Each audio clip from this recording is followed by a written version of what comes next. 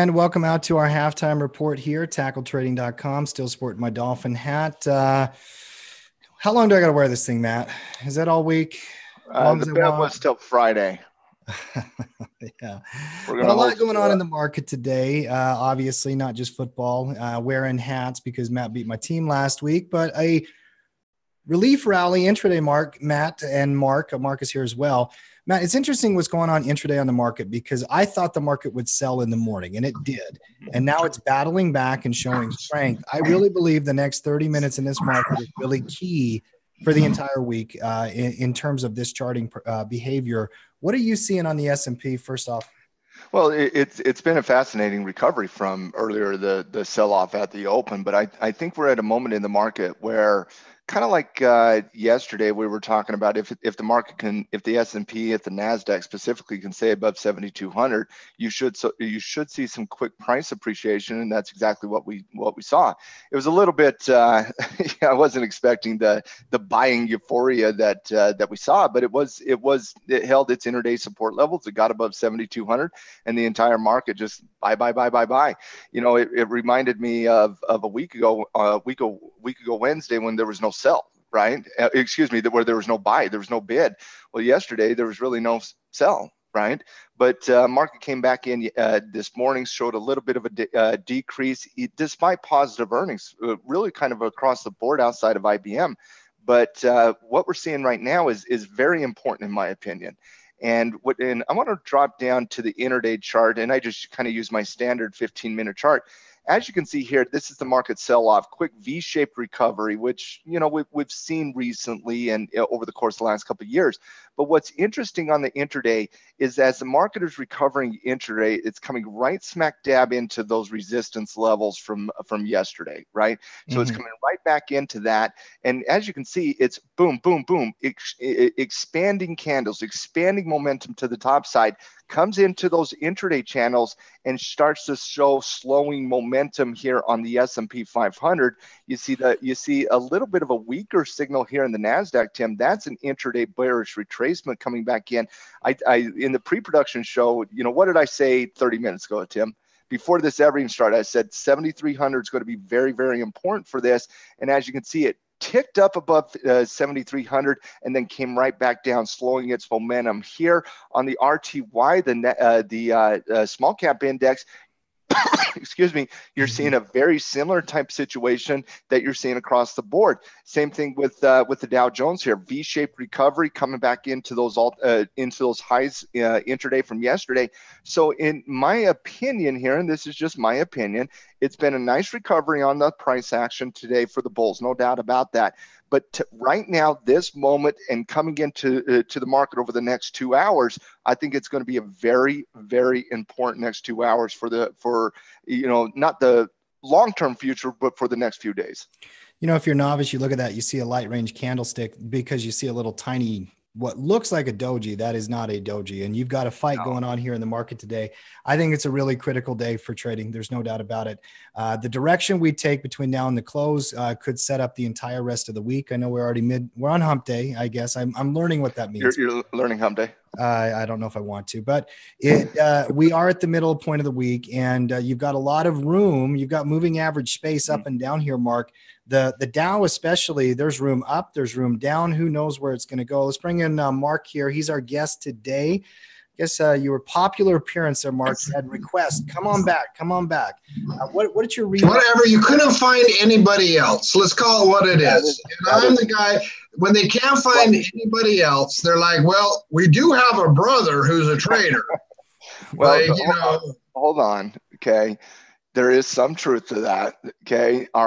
Many of our amazing coaches and mentors, they're down with Legacy Education down in Las Vegas for the Hall of Fame Legacy Education Hall of Fame ceremony this weekend. And they're all going down there to, support all of our legacy students out there. So big ups to the mentors of Legacy Education for doing an absolutely fantastic job over the last year, both on the stock and the real estate side. And it's going to be fascinating to watch that ceremony on Saturday, Tim. I'm looking forward to. I know you're heading down there on Saturday to support, the mentors and the students and so on and so forth. So just a big ups to all Legacy and what they do for their students. It's a great weekend. Yeah, for sure.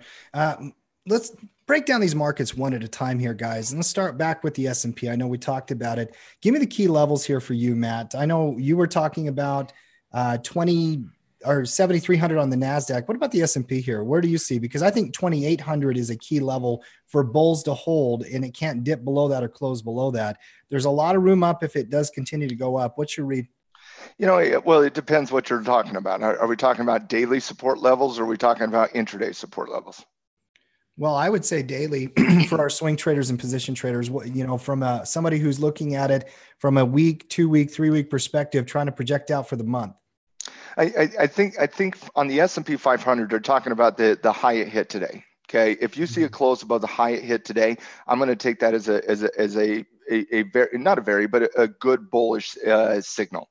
If you can get back up above 28.25, which was a little bit of a support channel over here, I'm taking that as a positive, with the market most likely coming back into these moving averages between 28.50 and 28.75.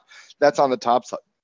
I think you're absolutely right on the downside, Tim. I think 2,800, it's an easy call. It's a significant whole number. It acted as old support over here. It acted as an intraday resistance level here. And even though you can't see it on this big old candle here, it was an intraday support and resistance zone here as well. So I think 2,800 on the S&P on the downside would give you a slight bearish signal, and above 28.25 would give you a slight bullish signal.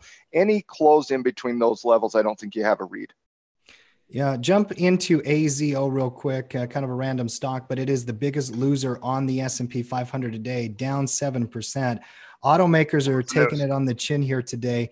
Upcoming executive vice president retirement, and their senior vice president was promoted. So some turnover within their executive team. It looks like they're down 7%. That's not good. Obviously down $50. Well, they obviously like the guy going out, and they don't like whoever's coming in. For sure. I mean, that's what I'm going to take it. This is not earnings related, obviously, and that's why I asked what the news was. That could be a downgrade. Executive management team getting, shifting and so on and so forth. When you talk about a publicly traded company, Tim, there's a certain degree of confidence in the leadership of that company for the investors. Mm-hmm. And when those things change, the market's going to respond in the short term. I wouldn't take anything in the long term here, though. Go on to the Dow Jones Industrial. I want to talk about some of the blue chip companies. Dow's got room up. And Mark, I want to bring you in here for a minute. You talk about those moving average zones and everything. And we had a good discussion in our coaches lounge this morning. Mark hosts that most every day, and I jumped in there to join in and participate and whatnot. I thought it was a great conversation. Mark, the Dow has some room up, but there are some falling pressure points here, whether it be that falling 20, that falling 50. What are you reading on the Dow? Because this is where strength had been in the market before the sell-off. Marky is on mute. He's staring at me. Either he's no. All right, let me share my screen real quick. Get him some of that green drink, Matt. Whatever it is. Today is brought to you by Propel Water. Now, if I can ever get sponsored, I love this stuff. Genuinely love this stuff. I drink like 10 of these a day. It's delicious. Please, Propel. I love marketing random products on Tack and Train's YouTube channel. It makes me so happy. Oh my goodness, I know. All right, can you see my screen? Did I share properly? Yeah, you're good, bro. Yeah. All right, here's the battle that's going on right now in the world of a day trader, short-term trader, such as myself. Now, I consider myself more of a short-term swing trader. All right, we got pushing intraday moving averages. Real signs of strength today. Let's go to some shorter time frames. That black and pink line, those are my real short. They're my favorite moving averages, the 5 and 9 EMA.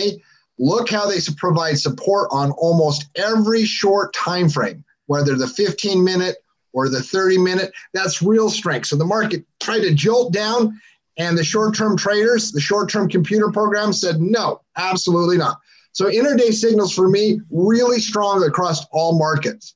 But we're going to have some battles coming up, because while we have real strong momentum on support levels on the intraday chart, as Tim mentioned, we do have, let me get the screen down, some falling moving averages.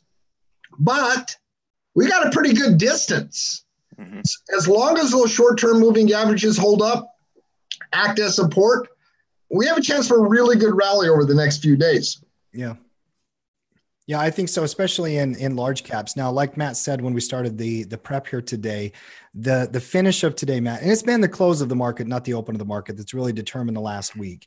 The finish of today is going to set up what we should be doing tomorrow, Friday, and maybe even into next week. The Dow is very fascinating. Biggest Dow component here is IBM. Mark, break down IBM for me as well. Okay, 1 second, but if you want early signals of trouble, that pink line right there, that 9 EMA on shorter time frames, if you get close and moves below it on shorter time frames, that's going to be your early sign that resistance on longer time frames is starting to form. So look for that early warning sign.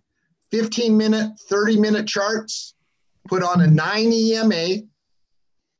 That will be an early warning sign that some of that overhead on larger time frames is giving up. Yeah, IBM missed on revenue yesterday.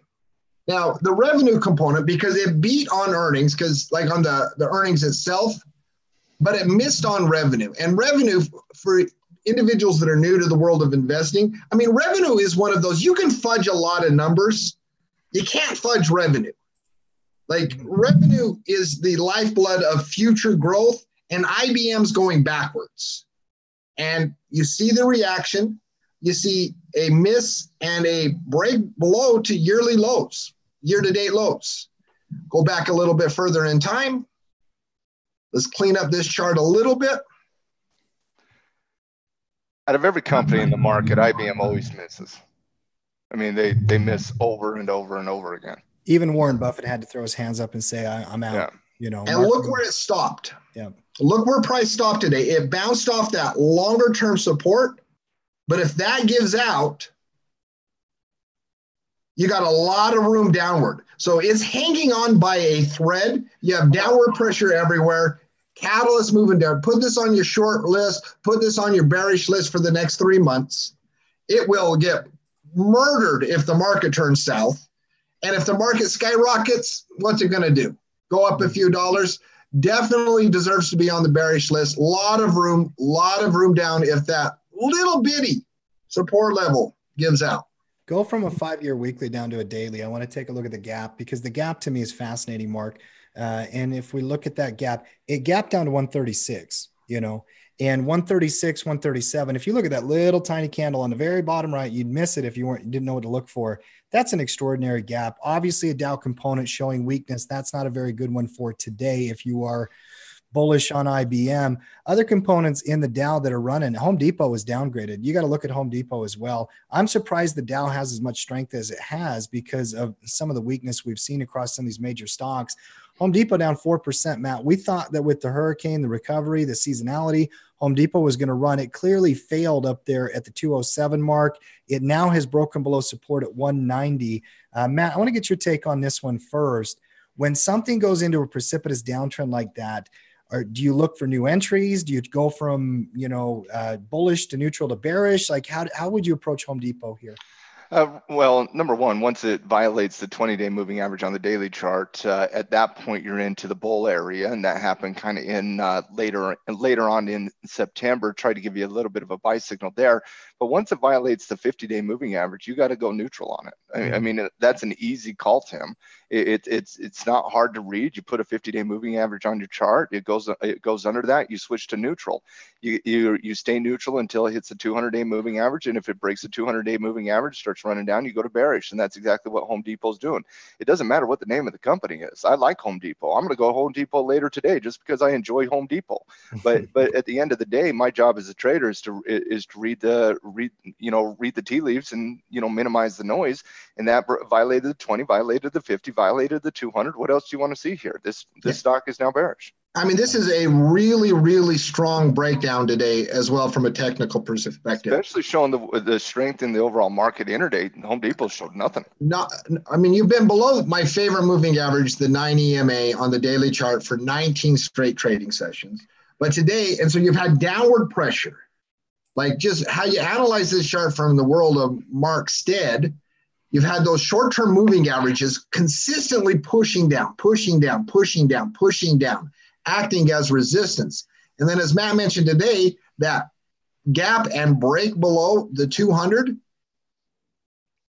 On top of that, breaking horizontal support. That's a 2-pack. Yeah, that is a 2-4 bearish signal. Breaking horizontal support and the 200 simultaneously. Pretty strong bearish signal.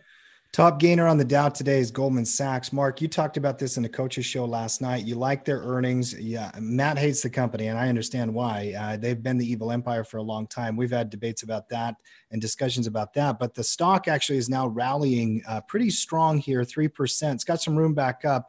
I still think it's a dog chart. I don't like these financials that were oversold and they're now coming back. What's your read on this stock market? And break down what their earnings were yesterday as well. Well, as I mentioned, last night for pro members of Tackle Trading, we hold a series of live shows. It's worth the subscription price itself because we get into some pretty deep analysis. We teach concepts and, we throw out our opinions on a lot of things. Last night, I talked about Goldman Sachs and how Goldman Sachs earnings report was absolutely magnificent. Not only was it magnificent, it was so magnificent, it is one of the reasons the market has done so well and holding up over the last 48-hour periods. It was a home run earnings report.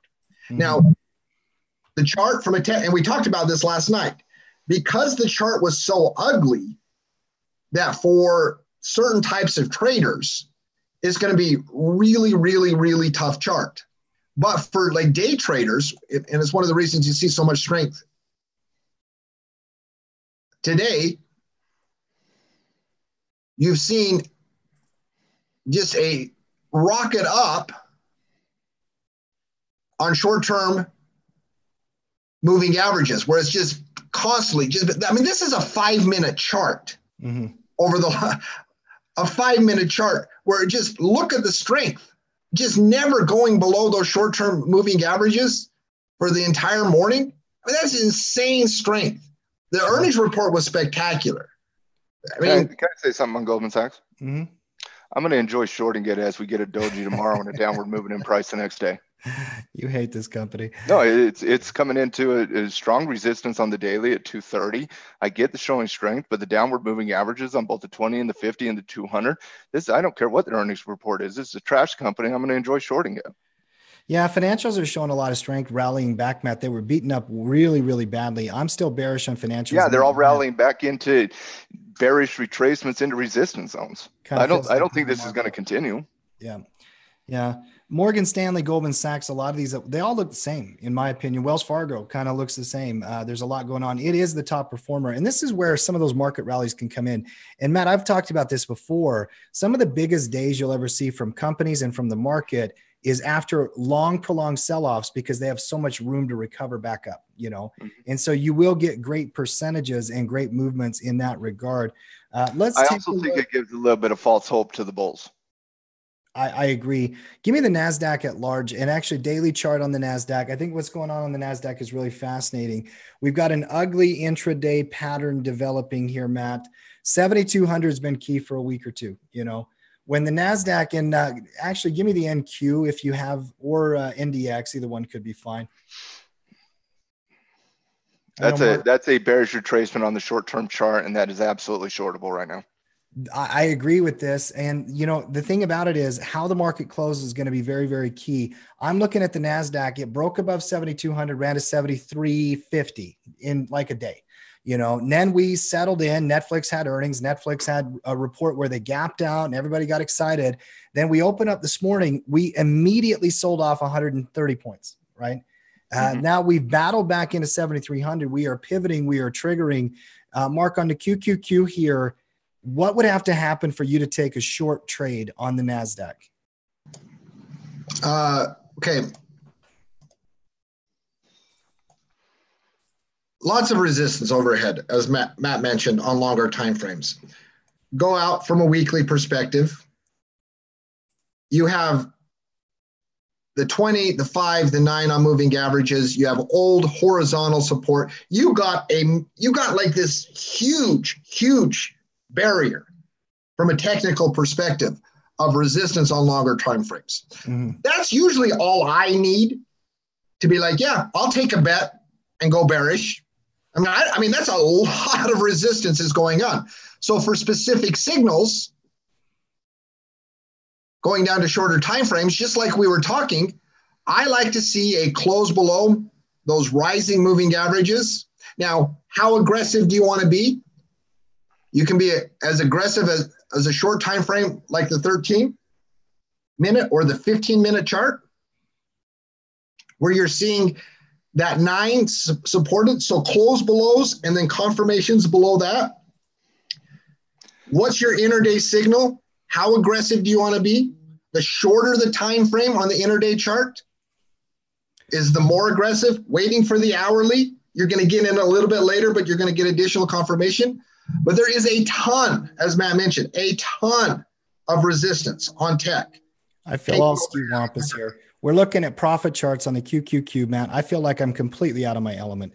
Oh my God, I hate profit charts. I was going to say the exact same thing. They're the ugliest things in the history. He hates the other ones. They're I don't understand why anybody would look at a profit chart. Listen, I disagreed with you vehemently on Goldman Sachs, but I stayed silent. I was like, you're wrong, but I'm not going to say anything. You call my profit charts ugly. Now that's fighting words right there. You might be the only person that uses profit charts in TOS. Any discussion about Goldman Sachs, or not Goldman Sachs, but the NASDAQ, we got to talk about Netflix. Obviously, earnings today, it gapped out to 380. That was a very significant level. It hit its head on resistance on the gap. It pulled back and filled. I'm interested in this backfill. In fact, I was talking about a potential bull put spread trade deep out of the money mark, about the 315, 320 strike price. But I got to tell you guys, I'm very not liking these candles here in the last few minutes. It looks like I was talking about on the broad market, those early signals of those early moving averages giving out. Yep. This is exactly what you'll see when these things going out. You'll start to see them giving out, where they're tested, then give out. Mm-hmm. This is Netflix personality. Honestly, it has nothing to do with technical analysis. Netflix has a tendency to gap aggressively and then retrace on the intraday. They've done it over and over and over again. Mm-hmm. They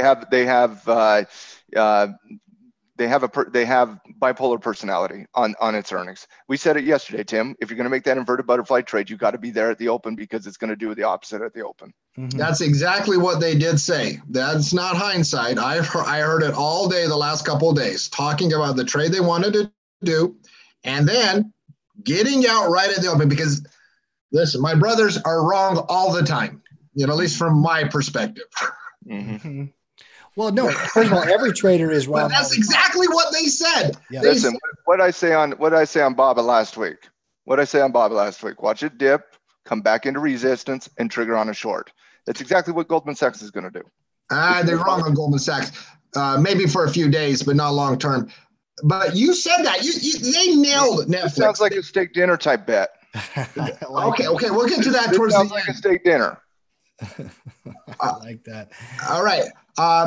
But they said they laid out their trade over the last few days on various programs internally here at Tackle Trading. I heard them on the halftime show, and they said, get out at the open, because whatever direction it gaps, watch for it to go the other way. Mm-hmm. That's what they said. It's almost like we've traded Netflix before earnings, Tim. Oh my God, these two guys know Netflix. They did. We do. But let's talk about your trade that you wanted to do. Yeah, I do like it, and I like the setup, and I'm already in, by the way. I don't like the breakdown to 360. I wanted that to hold intraday, but this is a 9-day trade. It's not a 1-day trade. Matt, what I did is I did a 9-day bull put spread at 315 strike, and I did it about 45 minutes ago or an hour when it was pivoting intraday. 360 is a key level for that support. It's not selling aggressively, but you can't love that signal when it breaks below that support level. I got enough cushion, 5% ROI or so. You're fine on it. I don't see net. I mean, what you got, 315? 315 strike. You're under the 200-day moving average there. Netflix had a positive earnings. Unless the market completely comes down, I don't think you're at risk over the next 9 days on Netflix. Well, I liked your trade 2 hours ago, Tim. I love it even more because I'm getting a bigger ROI. The more it comes down, I still think those levels that Matt identified are going to hold. Mm-hmm. And so I get a bigger ROI. You got a lot of support, and it's a good trade. That's a 9-day. That's what kind of credit you getting on that? Well, when I did it, I got 6%, 30 cents on a 5-point window. So I got a 6% ROI, and the delta was 0.05 that I sold. So you're getting good returns. I mean, on the numbers and the probability, there's no doubt about it. Just it's a simple credit trade. 5-point spread. 5-point window. Yeah.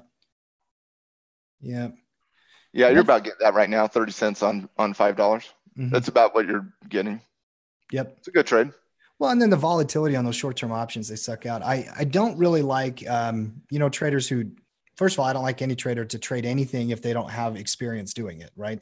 So I always give that disclaimer, but you shouldn't be trading any options unless you know that you can do it successfully and do it well with your back testing, your paper trading. 9-day options are gamma sensitive. It's what I do, selling volatility after an earnings gap. Can I ask you a question? I know you did the bull put here, but why did you shy away from the bear call? I might do the bear call. I was waiting. I was just really, it came down to an intraday signal I liked when I saw it. And that's when it had pulled back on the 10, 15 minute charts and it was starting to roll back up. And I just added the bull put. If it comes back up to like 370, Matt, I would probably add the bear call and condor it because the margin's already paid for. After the intraday sell off of 6%, it's hard to enter into a bear call at this point. Yeah. No, I wouldn't do it. I wouldn't do it this minute. It would definitely take some time. Big winners on the NASDAQ today, the airlines, American Airlines doing well. Lam Research, Starbucks is actually doing well. Airlines up, but ugly. You can't touch airlines the same way you can't touch banks. They're all in bearish downtrends coming back into resistance.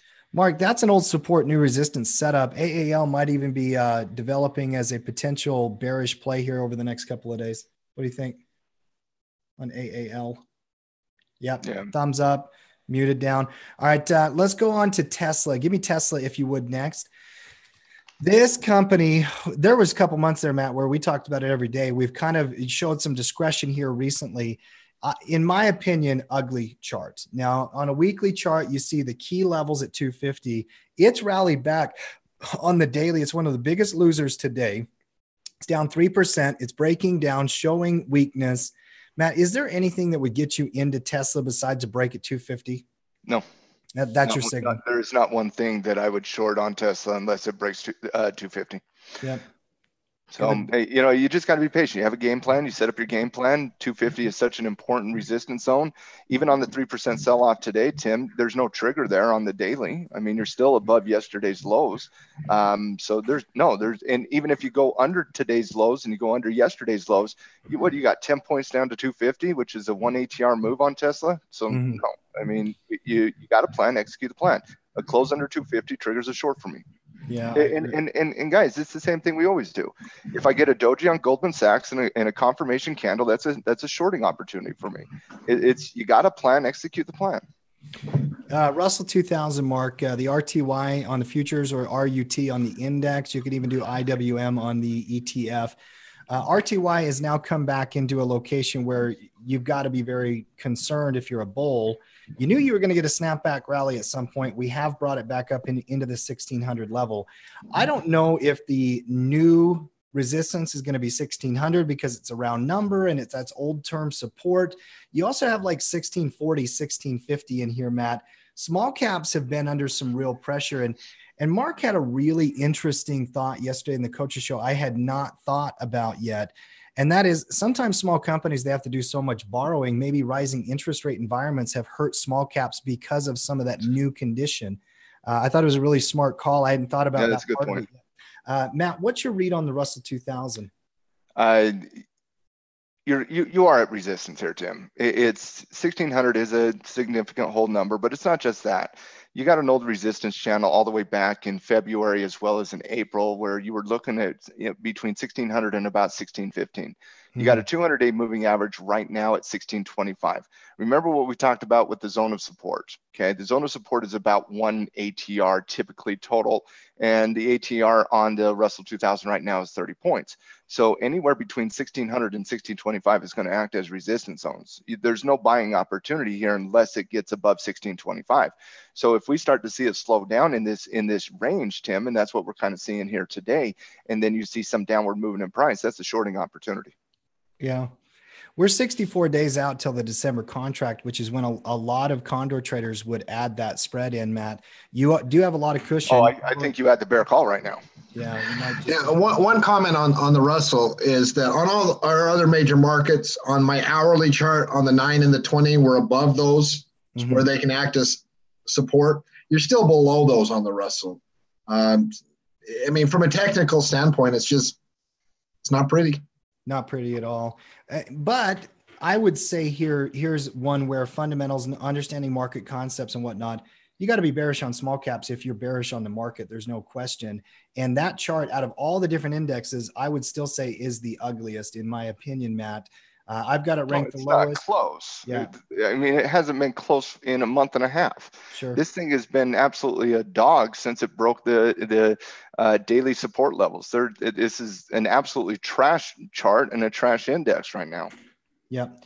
I agree with that. We are at halftime of the halftime report. By the way, if you're out there watching, thank you for being here. Halftime crew, everybody hashtag real quick. Give me a quick like and share on our YouTube channel here. Crude oil had inventories here today. And Matt, they again famously did not get their number right. They were only 5 million off. Mark, go to forexfactory.com. Give me an economic calendar. And I want to look at the crude oil inventories report, talk about crudes selling a little bit here today.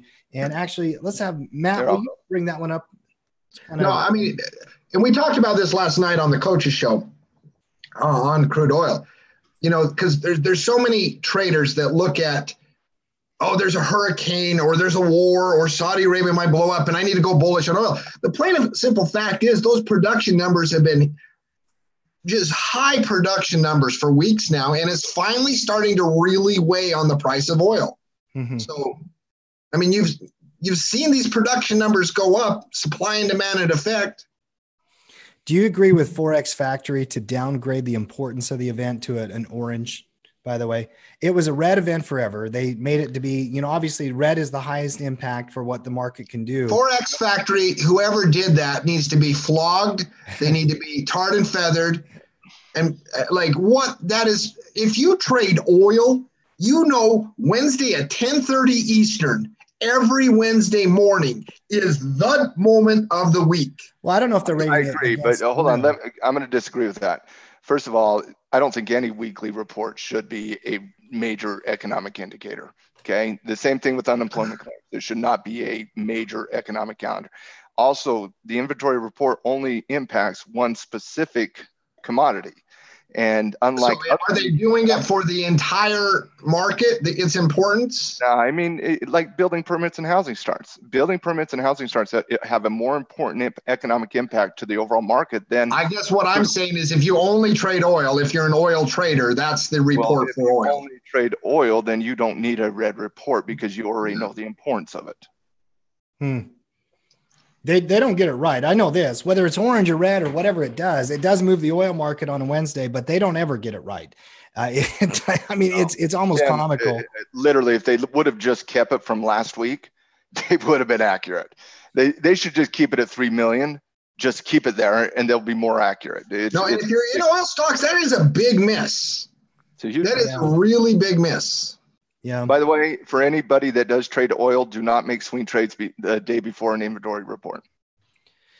Wait till after the report. Give me the chart. I still like oil here, though. I do. I kind of like it as well. I still have not touched it. It is fascinating how many signals I see that I just do not trade on crude oil lately. For some reason, my trader instinct just doesn't like the unpredictability of where it's been for the last couple of months. I like it above 70. I think you got a trigger point here if it breaks and rallies back up. But if you pull that thing back and you look at the longer term, Matt, you could make the case and you could make the argument it's just stuck in the middle of a long-term range. I know it's got rising moving averages. You're sitting on the 50, you're below the 20, you're in a compression zone. Mark, you call that a pinch zone. I like any upward confirmation above the candlestick consolidation here. But when in doubt, trade the trend. There's a lot of things going on with the trend. What's the trend been this year? Up. Trend's bullish. Yeah, when in doubt, if you're going to do something, trade with the trend. That's just. I think the best signal here is the same thing we said yesterday. Be conservative. Wait for a close above the 20-day moving average. If you're aggressive, you can get in above 70. I might get in today, Tim. That's how much I like $70. Right? Yeah. I said it 3 weeks ago. Comes down to 70. I'm probably going to buy. So I'm looking at a potential buying opportunity above 70. But for conservative traders, I would wait till you get a close above the 20-day period moving average. Sure. Is that green line the 200?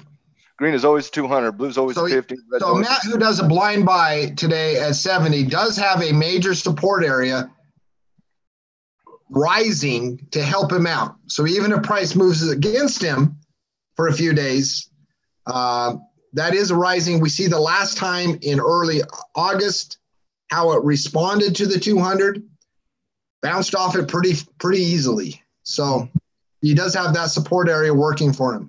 Crude oil, because of today and the inventories report and the volatility, I think is probably the commodity to watch. It's the number one commodity in the world.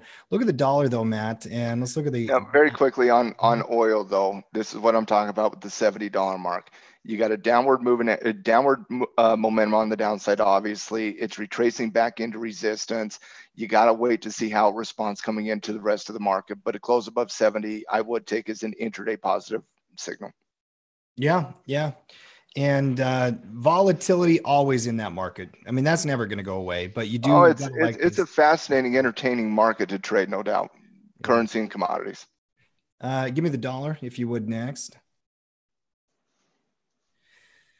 There's your buy signal, Matt. You've been waiting for it for a while. Which currency pairs could? Well, let's go through it. Let's go through those currency pairs very quickly here, Tim. So let's look at some currency ETFs. Let's look at some currency pairs. So where are you at? Forex. Oh, I'm gonna have to do it the old-fashioned way. Okay, so let's first look at the euro dollar pair.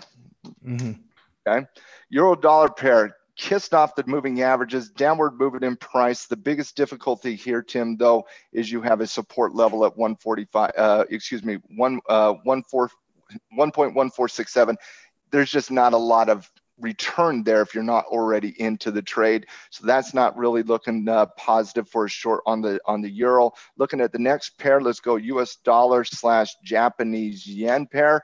This one to me, I'm kind of liking here. The trigger's really easy to look for here. The trigger is above 112.50. You got intraday resistance levels at 112.50.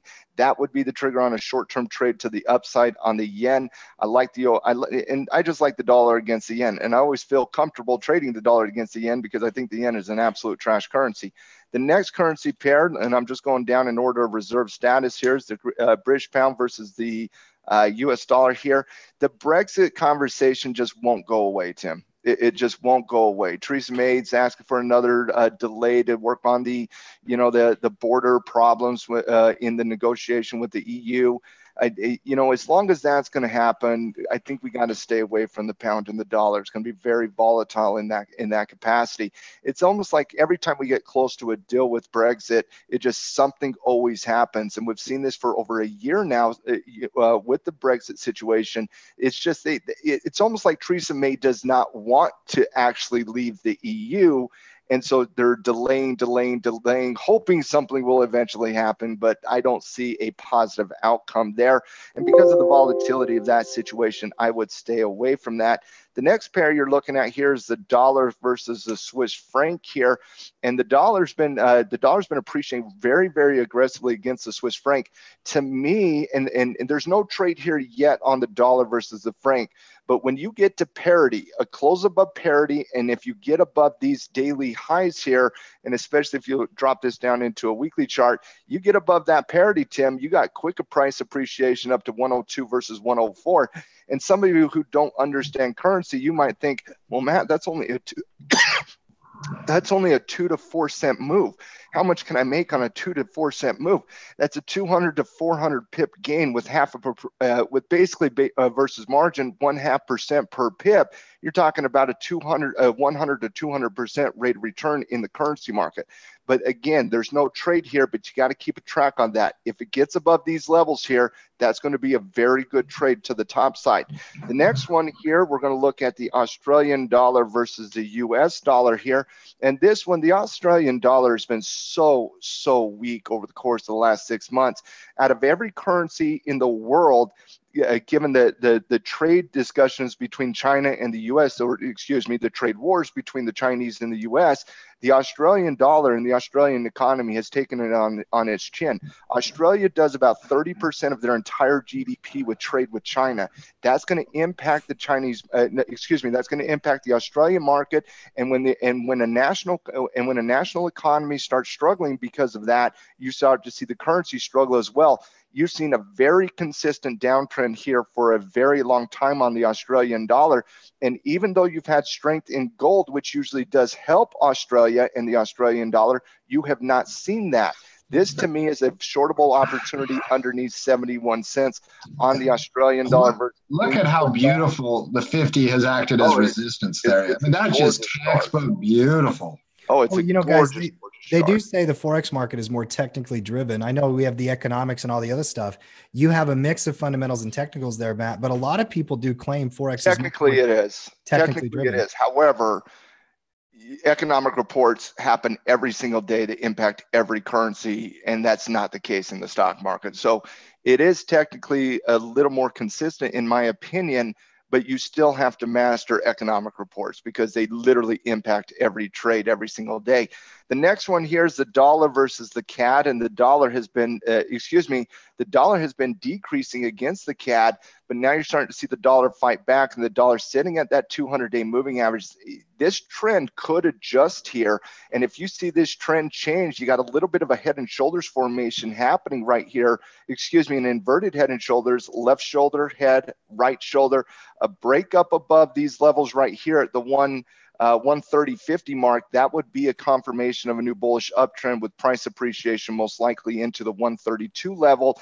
And then the last pair here you have is the New Zealand dollar versus the US dollar. And that to me might be the prettiest chart out there in the entire market right now. It closed underneath the lows of today or the lows of yesterday if you want to be conservative. That trend, that pattern, that is a picture perfect bearish retracement that has been very consistent every time it's got into those moving averages. And I know, Mark, you love your moving averages.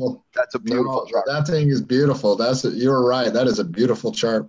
You know, I love the currency markets here. Obviously, I think there's a lot of good setups in that regard. If you don't trade Forex, there are ETFs that you can trade. Check the Forex report from the past couple of weeks.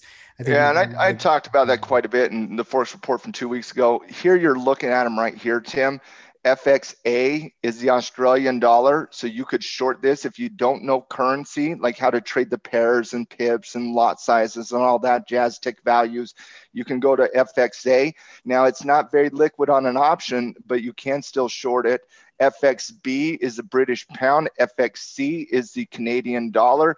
FXE is the euro, XFF is the Swiss franc, and FXS is the Swedish krona. And as you can see, not all of them are liquid, and I do expect them to become liquid over time. But as of right now, the only ones you can really trade from an options perspective are the big major currencies: the dollar, the euro, the pound, the yen, those ones. You know, the Fed minutes are coming up here in about 45 minutes, guys. Is there anything the Federal Reserve could say? First of all, the Federal Reserve meetings have become, even the big event has become less important over the years because they do so much with forward guidance and whatnot. The minutes is just an accounting of what they said in their crony meeting about 3 weeks ago. Is there anything that could happen in these Fed minutes that could derail this market? Because I'm looking at a market that is sensitive. And if there was ever, because most of the time, if I ever brought up Fed minutes, I don't even know if we brought it up in the past, Matt, because it's not that important. I wouldn't have been concerned, but I've got a sensitive market here. So let me explain why we haven't brought up Fed minutes. 10, 15 years ago, when, Alan Greenspan was basically, he would never to market anything, right? Yeah. And everything was random and everything was crazy and his announcements were volatile and they were very important.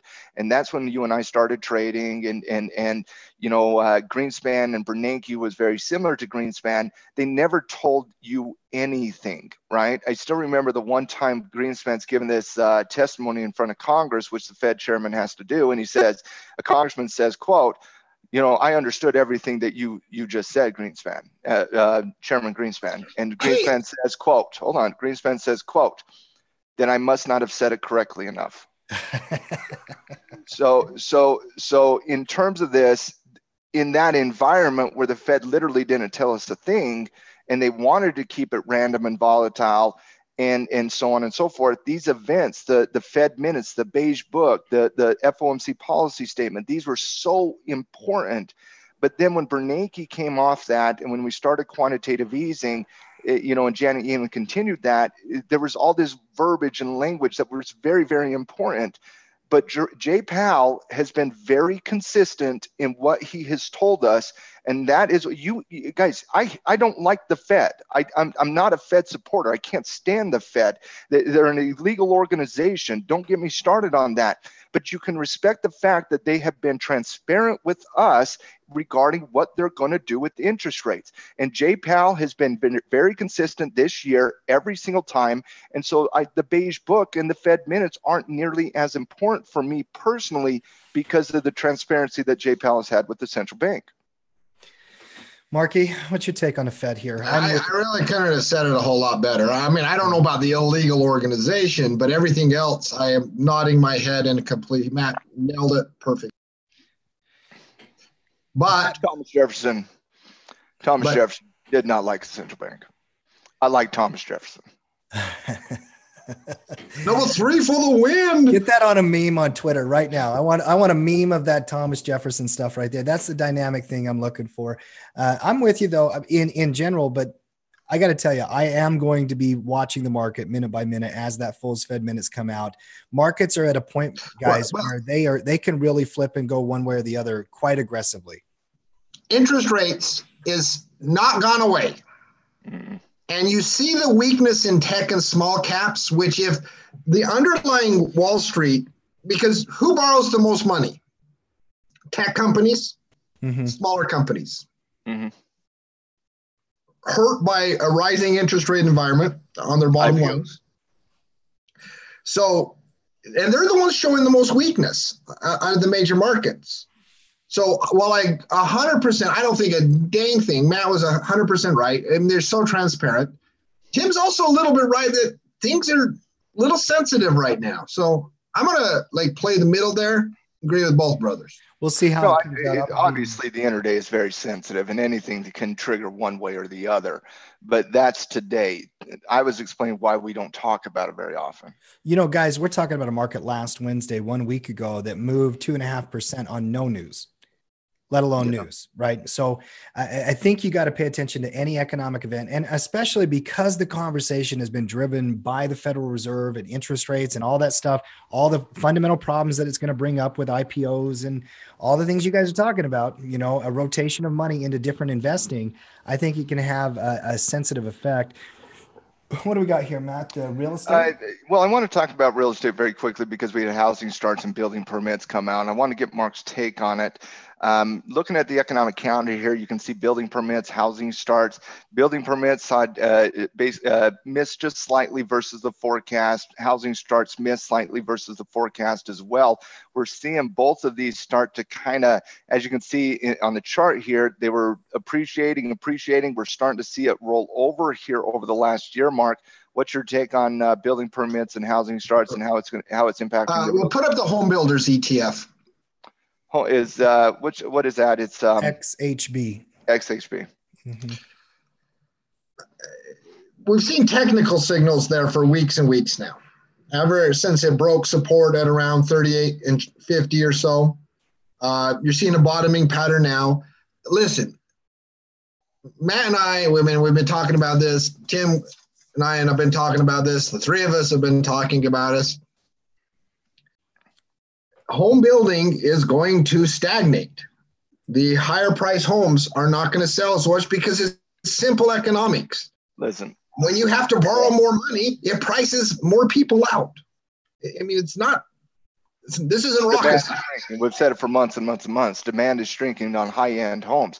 And if Ivory Homes, for example, who's the number one builder in Utah, if Ivory Homes hired me to consult them for one day, I would say stop building $800,000 homes.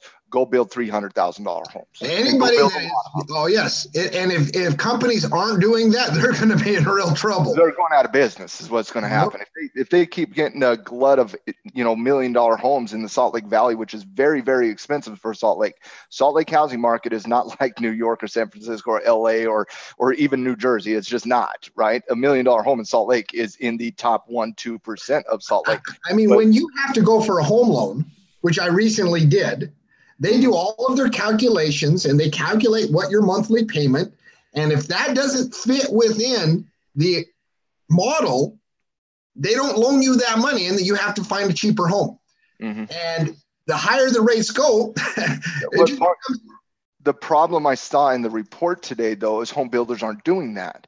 Is that home builders are still stuck in this, let's build these higher end homes, even though the demand isn't there. You have an increase in supply of higher end homes with a decrease of supply in your lower end homes. The home builders are getting absolutely slaughtered right now. They're trying to recreate the magic of 2012 through 2016, and it's just not there.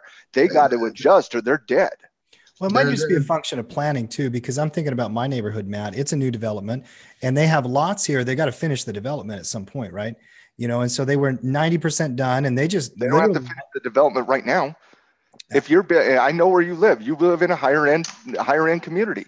Right. If I was that home builder, Perry Homes, I would say, okay, let's put a hold on finishing these phases out. Let's go over to Midvale and let's go, break ground in Midvale, because you're going to have a hard time selling those. Right. They may be doing both. I mean, I don't know. I do think they are a little slower than the report is not. Again, the report is not indicating they are doing that. Yeah. We're still seeing an increase in supply of higher end homes. Listen, they're going to struggle here. Matt and I are listen, if you lived through as a trader 2008, that all started with homes, and it wasn't homes per se. It was how the financing and how the structures of institutions were influenced by homes. And listen, we're not anywhere close to that. There were some systematic issues there. We're 06 in that home type analogy, 06, early 07. You're not in 08. And who knows what they're doing behind the scenes. Tim and I made a joke the other day how appraisers find a way to appraise a home exactly where they need to borrow the money. Those guys are still shady. Oh man, they're like the S&P and Moody's in 2006 and getting paid off to not, downgrade bonds. These people still try to loan to anyone they can, and they try to make every loan work. So predatory loans. There's a phrase called predatory loans. That's what that is. Yeah. Going to be interesting. And Mark, one of the reasons why it prompted that comment, Matt, when I sold my own old home, it was the highest value on my block for that size and style of home that they had ever seen, that we had sold the price for. And magically the appraisal came in right to the $1,000 mark that we needed to get the loan done for the buyer. I guarantee if I put my home on sale on the market right now, the appraiser would come in at whatever my price listed was, and if somehow miraculously it would be appraised at that level. Sure. Especially if I give a wink, wink. Hey, come on, get it done. Wink, wink, nod, nod. I think at the end of the day, the story is going to be Netflix. It's going to be IBM, and then it's going to be the Fed minutes. But really, it might just be price action. Matt, the S&P is literally stuck at that price point. So is the NASDAQ. Everything that we've been talking about. There's a lot of companies that I'm looking for opportunities both up and down on. I've got a good bull list and a good bear list going. What stocks? Your bull list does not include silver above 15. Silver and gold on the list. Well, I'm not triggered into silver yet because I'm waiting for that 15 mark. It's 15 for me. Gold did trigger. Gold's in. I'm in gold. Mm-hmm. It triggered above 1220. Currently, gold's at 1227. Trying to hold its head above water of the 1220 mark. Silver's the same thing here. Although I do like the reversal pattern in silver a little bit more than I did the one in gold. 15's a trigger on a buy side for me. Why do you think silver has been held back? Because gold is running, silver's not yet. Gold had the big day last week. Silver's not yet. Silver started running before gold, though. Yeah. Gold was kind of just sitting there. I see them both very similar. I do. You're up above your moving averages right now. Mark, you would take that as a positive indicator, correct? Yeah, that's a really strong resistance level. I see. Obviously, you guys, if that breaks that, you need to get into silver, at least a small position, because that's just a really, really good signal. Mm-hmm. Yeah. It just hasn't triggered yet. You can beg the market to behave the way you want it to, but that the market doesn't care. You're a fan yelling at a TV screen when you're doing that. You need to wait for the trigger, and the trigger's above 15. Like, how could you run it right into the middle of the line when you have a great offense? 3 times for the win, so you can kick a 50-yard field goal with a rookie kicker. Listen, you can complain about wearing that hat all day long. You can complain all day long. You're still wearing the hat. I'll wear it all week. Hey man, I pay my. I got some rapid fires here, Tim. Real quick on the bear side. Okay, I'll go and then you go. Okay. Goldman Sachs, bet bull. Okay. All right.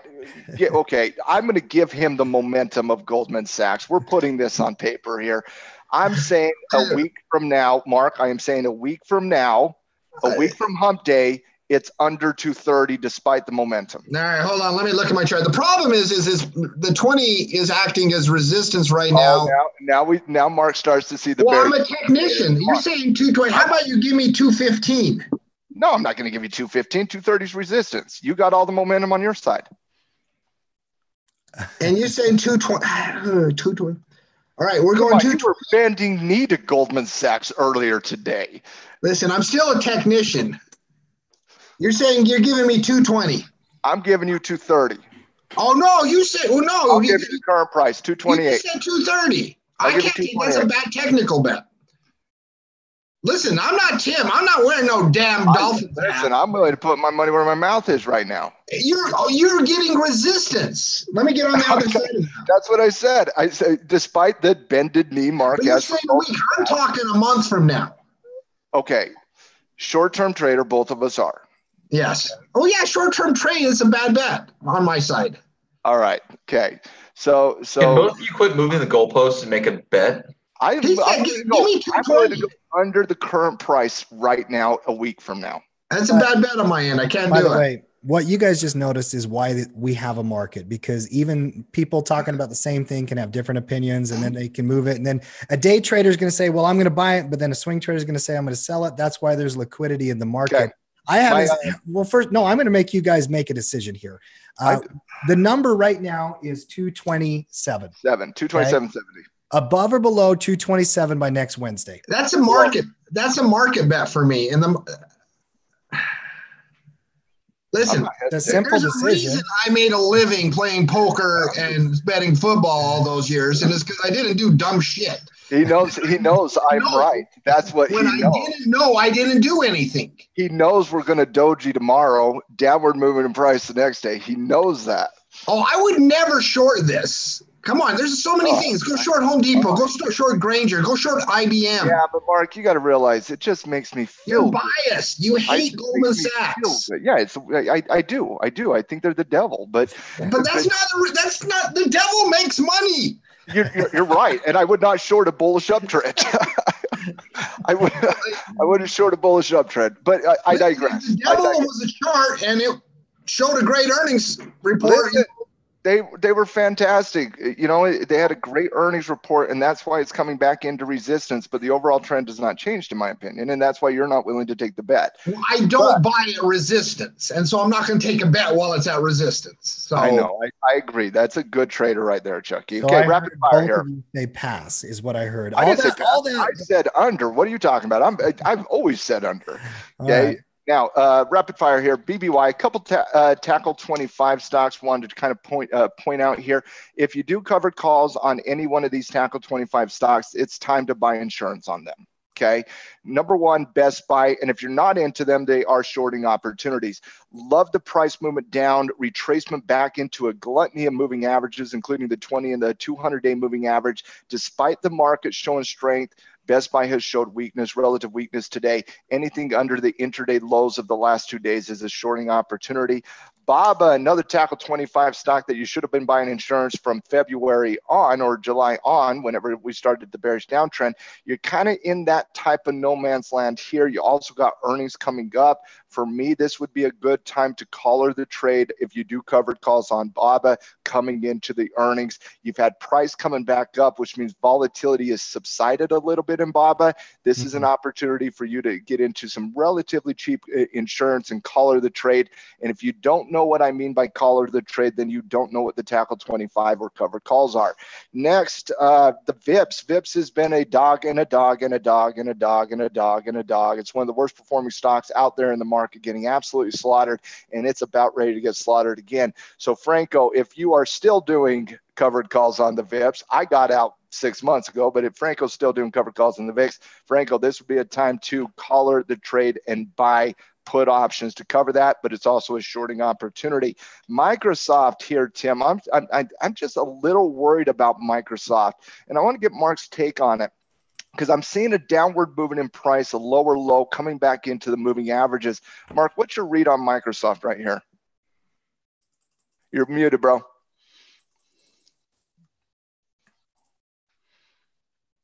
You're still muted, bro. All right. Microsoft is what I call a slow meanderer. I actually only use weekly moving averages on Microsoft, and it's been holding the 20. Came down a couple times. The 20 weekly moving average on Microsoft is absolutely insane. It is been a really good indicator for a long time. Look at that sucker. Yeah, and so I mean, it's funny. Every stock has a different personality, you know. And I know sometimes as a new trader, you're like, well, how do I know when to do what? I mean, that's one of the reasons we're here is to help give you some guidance. You know, let us fast forward you down. But the 20 weekly moving average for me on Microsoft, I will continue to bet it holds until it doesn't. You do have earnings coming up. It's a great call. I didn't look at it, Mark. I was looking at potentially shorting under 110, but you know, that's why you have a bunch of great traders around you so that you can, you know, catch all the different signals and all the different personalities. Because you're absolutely right, Mark.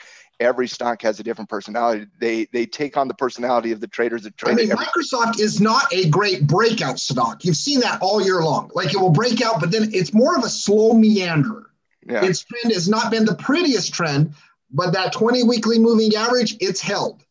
And so that's the line in the sand for me on Microsoft. Well, think about it now. And again, I didn't even look at it, but if you shorted under 110 here, Tim, I mean, you're going to get slaughtered as it hits that 20-day moving average in price. You're betting against the trend, and you're betting against, you know. It's a bad trade. It's a bad trade. And that's why I wanted to get Mark's take on Microsoft, because I did not have a clear read on it. A couple ones I found on scans today, Tim. One, EQT, it does have earnings coming up here on 10/25, but you're coming into some slowing momentum at the 50-day moving average. And then the one that I wanted to get your take on, Tim, because it did, you know, I love this price signal here, you know, bearish retracement coming back up into here. But Tim, remember our conversation on liquidity? Okay, I'm going to go down to a 50 delta. Well, actually, this one looks good now. When I was looking at it earlier, it had like $1 spread, and now it's tightened up to 50 cents. So we're good on that. I was looking at buying put options on DXCM. Well, and that, by the way, what you just described is very, very common out there. If you're an option trader and you're looking at it in the evening or after hours in a crazy market like, I was looking at it literally an hour and a half ago. The market was open. At the open. Yeah. I mean, they can open up and then they'll tighten up as the market kind of has more volume coming in. My trigger is under 130 on the DXCM one. I don't mind that chart at all. I mean, you've got breakdown on volume. You've got a bear retracement rally back. I can see where the technical trigger is and the signal. It looks like a common sense trade to me. I just don't know anything about the company, but I really don't care. You know, markets don't usually care. Is what it comes down to. There's a couple I want you to take a peek at, Matt, and I've talked about a lot of these stocks here as well, but I think Facebook, if the NASDAQ sells, this is my number one bearish play. And it's swing trade, short-term trade. I know you've got a momentum change in here in some regards because those moving averages are rolling in. But God, 160 is a key level. I mean, it was support. It broke down. It rallied back. It's banging its head on a doji. And the entire NASDAQ, if the market sells, to me, Facebook is one of the best calls out there for a bear play. You guys have heard me say this many, many times. I love cheap risk. And what I mean by cheap risk is if your timing of entry is so good, is on point, you always have cheap risk. When you have a resistance channel at 160, and you have a low of the day, because that's where you would short it, Tim, is under the low of the day, correct? That's right. Yeah. Okay. So when you have the low of the day at 158.10, okay, you put a stop loss 1/2 ATR above 160. You're talking about putting it somewhere around 162. You have $4 of risk for a potential $9 of gain, right? That is cheap risk in the financial markets, especially when $4 of risk is on a $160 company. That to me is like you pull that trade every single time. And if it doesn't work out, it doesn't work out. But you only have to hit about 40% of those trades to actually be profitable. Yeah, I like the trading plan is pretty tight. Like you said, cheap risk. I like the way you're describing it. And how many times have we used this phrase, Matt? Bear rally, doji, and then a pivot. You know, it's like we're almost projecting it, you know? Yeah. We have a bear rally, now a doji. We're just waiting for the pivot. You know, just waiting for confirmation. Waiting for the confirmation pivot. Yep. Oh, my. I got to tell you, when both you guys are on here, it stresses me out. I don't know why it stresses you out. Oh, because I'm little brother and I got to, listen to the two of you guys go after each other, which is awesome, by the way. That was one of my favorite things I've seen all week is the Goldman Sachs fight. There's nothing Goldman Sachs could do to make you want to buy it, Matt. Is that right? There's no amount of profit that I would buy Goldman Sachs. It's just not your company. It's not what you go for. First of all, and that's not a bad thing. You don't have to trade companies you don't like. Yeah. You don't have to invest in companies you don't like. But when you invest in a company, Tim, you're giving that company money to go further their business practices. And I personally find Goldman Sachs business practices highly unethical. So I'm not going to donate my money to them to go do some more predatory loans and high frequency trading and spoofing the market and then self-finding themselves $6 billion when they raked in $60 billion of doing things that if you and I did them, we'd be in jail for 20 years. That sounds like a company that knows how to make some money. They're cheaters. You're right. They're absolutely. They know how to make money. They definitely are. All right, guys, halftime report. We got a bunch of stuff going on here. Obviously, a tackle trading. We've got things we're prepping for. Hey, go ahead, Mike. Last night, Coach's show, I said Morgan Stanley, Goldman Sachs up. Two of the biggest gainers in the market today. Morgan Stanley. They are now both hitting resistance. Love both companies on a pullback. Love Netflix. Hate IBM. Hate Home Depot. Technical signals on those. Morgan Stanley and Goldman Sachs wait for pullback. Netflix selling puts and bull put spreads underneath support. Great trade. IBM's a dog. Put it on your bear watch list for the next 3 months. There you have it. I want to c'est la vie. Je ne sais quoi. I don't know. Que sera, sera. I don't even know what all these mean. Don't even try. Get out of here. You're better. Do I got to take the hat off now? No, you're better. Well, no, of course not. We're live on the halftime report. I just want to, you're better off keeping, to your pirate impersonations and your bunker impersonations. That's what you're better off doing. Than trying to speak French that C'est la vie. I wear snooty glasses and I have a bookcase of books behind me that I've never read, but they look cool. Oh, I read some of these books. Yeah. You read the Twilight series that I see on the right-hand side there. Those are my wife's books. They are not your wives, you Twilight little. What was the two main characters in that? I don't even one named remember. Jacob. Oh, he is going to pretend he doesn't know. I've never seen Twilight. Listen. I'm not a Twilight guy. I saw the movie and I remember the Thad. So is it Edward and Jacob? Edward or Jacob? Yes. Okay. There he goes. Tim, good day by you. Mark, good day by you. Guys, halftime crew, #halftime crew, #tackle trading, team tackle. Get out there, get the job done. We'll see you guys tomorrow, same time, same channel. We got the Cash Flow Club coming up tomorrow, ladies and gentlemen. Scatter reports coming out on Saturday morning, so make sure you're checking those. Let's have a great week trading. If you need any help, guys, you can. And we have a Mind of a Trader tonight. Mind of a Trader tonight. So for your pro members, Mind of a Trader is tonight at 8. Is it 8:30 Eastern, Mark? Mm-hmm. Yeah, both that and the Cash Flow, both 8:30 Cash Flow Club tomorrow, 8:30 Eastern Standard Time there as well. So guys, we got a couple live shows for Team Tackle, but also for those of you who don't know, we released a renewed version of Technical Analysis 101, which is an on-demand class for the pro members to learn the basics of charting and so on and so forth. And we are putting on a live 2-day, little mini course for Technical Analysis 101. So if you guys are new to tackle trading, new to the market, don't understand some of the stuff we talk about from a technical analysis perspective, we are going to be doing a little class on Sunday and Wednesday of next week. A little 4-hour course, 2 hours on Sunday, 2 hours on Wednesday. Just a little freebie for our pro members out there. So look forward to that as well. Yeah, and you can access that course, by the way, on that link I just put in the chat inside the halftime report. Guys, all you got to do is show up, guys. Yeah, show up. We'll keep doing awesome stuff. We'll see you tomorrow. Like and share.